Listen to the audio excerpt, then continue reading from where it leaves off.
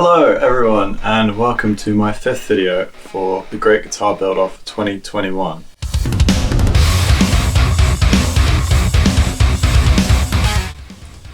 So I've got a lot of little bits and pieces to address in this video as a direct follow-on from my last video where I had a bunch of challenges and smaller issues to solve. So first among that is the cavity I had in the neck pocket.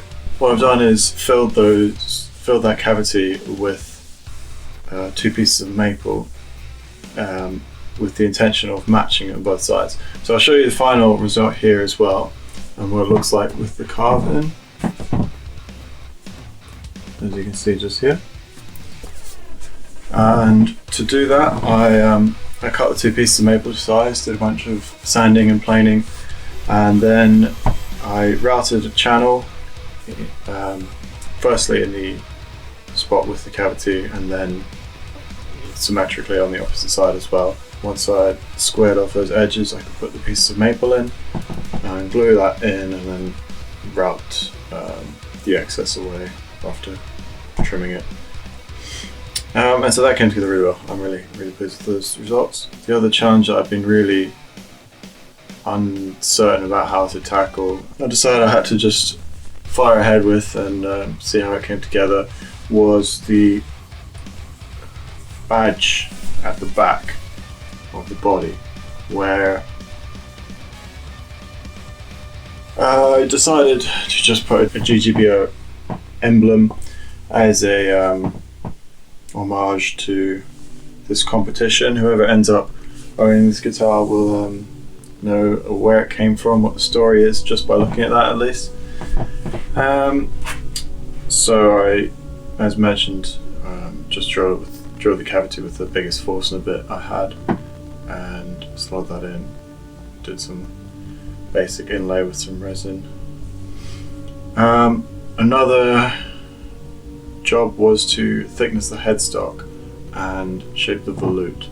So I actually used a power drill with the sanding attachment and used that not only to shape the volute but also to introduce some extra carves into the headstock, these little sort of cutaways, and I chose that just spontaneously when I realized that this headstock felt a little bit too blocky to me, didn't have the sort of natural shapes I wanted to add. So I'm really pleased with how that came together. It just gives a bit more of a unique and classy feel.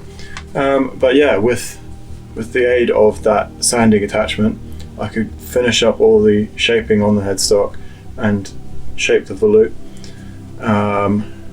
And after a bunch of sanding, I eventually got the shape I was happy with. And then for the thickness of the headstock, it was just a matter of planing and sanding and checking constantly with the calipers. I also used like a razor blade scraper. I don't have any cabinet scrapers at this stage, but I think those would help a lot. So yeah, just sanding and scraping and planing and checking with the calipers. And eventually I got a result I was really happy with. Also with the headstock I had to drill the tuner holes.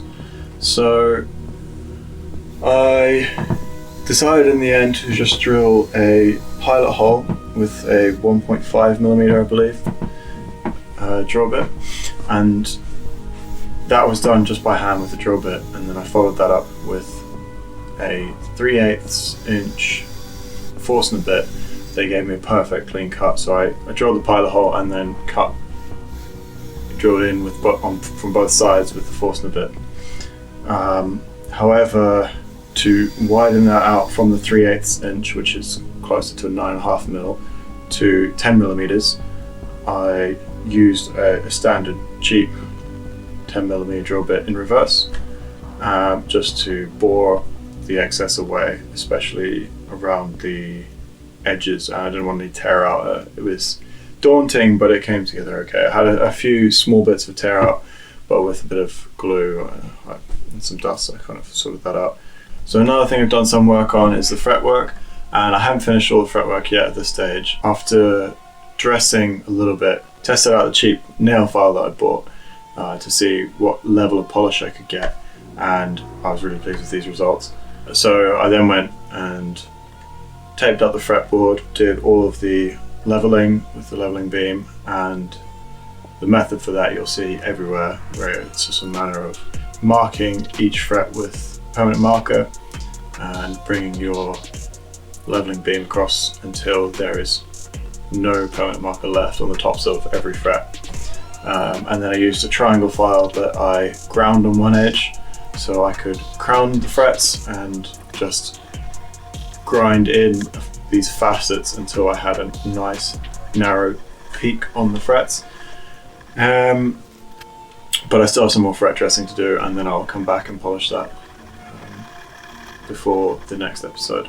And then it was on to gluing the neck, and as I described previously, I had a really perfect tight fit, so and I checked the height of the frets in conjunction with the bridge to make sure my strings would rest at exactly the right height. Get a great playable action. And once the neck had cured overnight, I could then take my Shinto saw rasp and carve the neck heel and blend that with the body joint.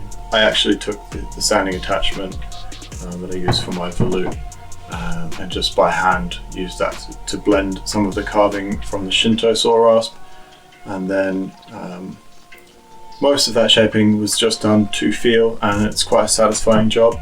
So before getting into final sanding, there is one other little thing I want to touch on.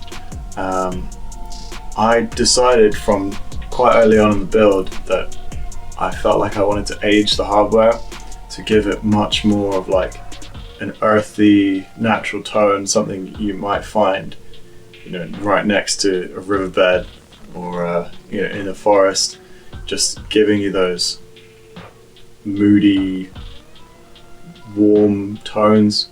And I felt like the brightness of the nickel finish, even though it adds a lovely contrast, I felt like I could kind of add a bit more of a twist to it. So I experimented initially with just the pickups around for the bridge pickup, and I placed it inside a tub of vinegar suspended above the vinegar itself, so just the fumes would react with it, and within an hour to an hour and a half I got this sort of darkened, dulled, almost brush looking effect with some discolorations. This process is never going to give you a perfect result because there's no such thing as perfect in this aging process. There's all sorts of like quirks that appear, but I decided I was happy with it and went ahead with all the rest of my hardware except the pickups. At this stage, my Fishman Fluence Modern Humbucker pickups, while a bit dirty, are still unblemished, and even though I tried to, I realized they have some kind of finish on it, and that's preventing the metal from corroding. So I think I'm going to take a very, very, very light abrasive and scuff that a little bit so that I can then have that react with the vinegar fumes and match the rest of the hardware.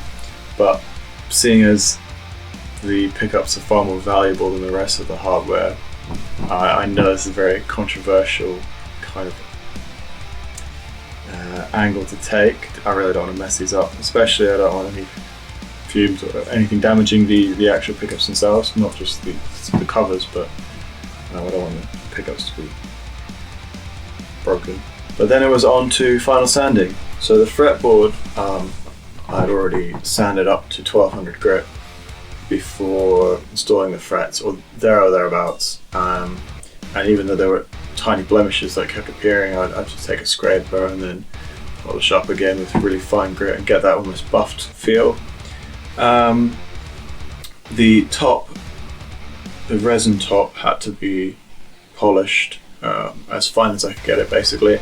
So using the orbital, I spent a lot of time sanding up through the grits, and at around 1500 I then applied polish, and I have some 2000 grit sandpaper or orbital sanding discs, and I use that with the polish on to kind of buff out the top and give me the glassy, transparent finish that I was after.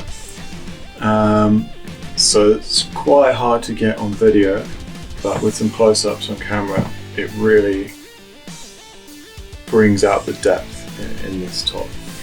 However, for all the small edges and all the sides, I had to do it by hand, so I've still got a little bit more time to spend on that, but I'm really pleased with the results of that polish. It's just a hell of a lot of buffing. For the wood of the body, the neck, headstock, everything, I had to sand up to 320 grit, and as you go through the grits you'll find small scratches appear, so it's just a matter of hunting those down and spending a lot of time and patience on that sanding process. But once it was ready, I applied a thin layer of tung oil, so thinned down with white spirit by more than 50%, and I applied slightly thicker coats day by day till I had 4 coats of tung oil, and I chose that was enough because I realized after that stage the finish wasn't changing much. I wasn't adding much to the color. It soaked deeply into the wood at this stage, and my test piece showed that as well. And so during that process as well, if any blemishes appeared, I would then have to sand that back. And then on the 5th day, I applied the wax oil treatment, and I had to buff this out again by hand and give that an extra day to cure. And it's a blend of various different oils. I felt like that would give me the final protective coat that I was after. Just to quickly address, I also drilled out those wiring holes that I was fussing about in the previous video. I managed to find some relatively affordable, longer drill bits, and they were just long enough to drill through for the wiring. And speaking of wiring, that's going to be my job for tonight. So I'll have another video following up shortly. So if you're stuck with me for the duration of this build, or you've just joined and you like what you see, the voting will open on 1st of July, I believe, for the main competition within the Great Guitar Build-Up. And to my understanding, the top 20 most voted by the public will then be judged by a professional panel. If you'd like to see my guitar stacked up against the best of the best, then go ahead and vote on July, and I'll be posting links all over my social media, so stay tuned for that. In the meantime, I have a lot of work to do, so let's see how we get on. Wish me luck. Catch you all shortly.